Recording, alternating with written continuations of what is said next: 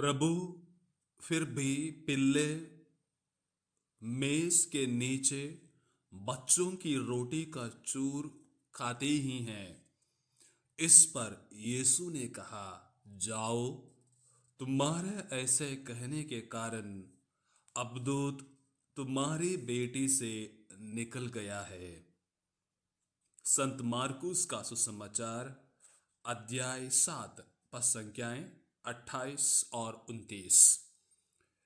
मेरे प्यारे विश्वासियों, प्रभु यीशु के समय फरीसी लोग, शास्त्री लोग गैर यहूदियों को एक बुरी नजर से देखते थे।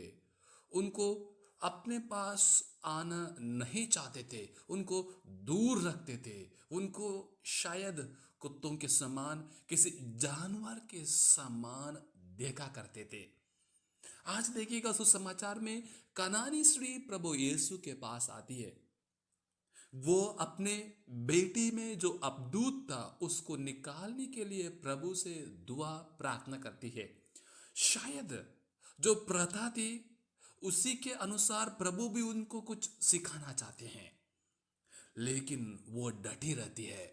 वो प्रभु से दूर नहीं चाहती थे क्योंकि उसमें एक अटूट विश्वास था। एक यही इंसान है, यही भक्त है, यही ईश्वर का पुत्र है, मेरे बेटी को चंगाई प्रदान करेगा।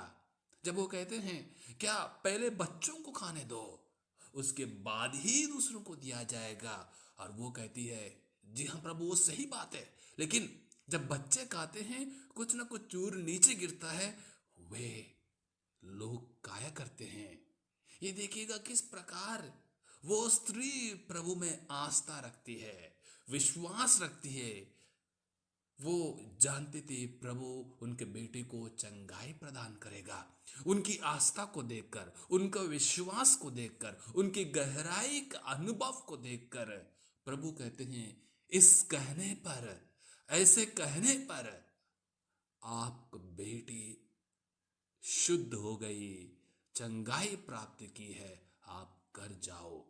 क्रिस में मेरे प्यारे भाई और बहनों, हमारे जीवन में कितने दुख, तकलीफ, कष्ट, क्लेश आते हैं। क्या मैं प्रभु से दूर भागता हूं? जब मैं प्रभु के पास जाता हूं तुरंत मुझे कुछ मिलता नहीं होगा। क्या मैं निराश हो जाता हूं, आस्था खो बैठता हूं, विश्वास में डगमगाता हूं?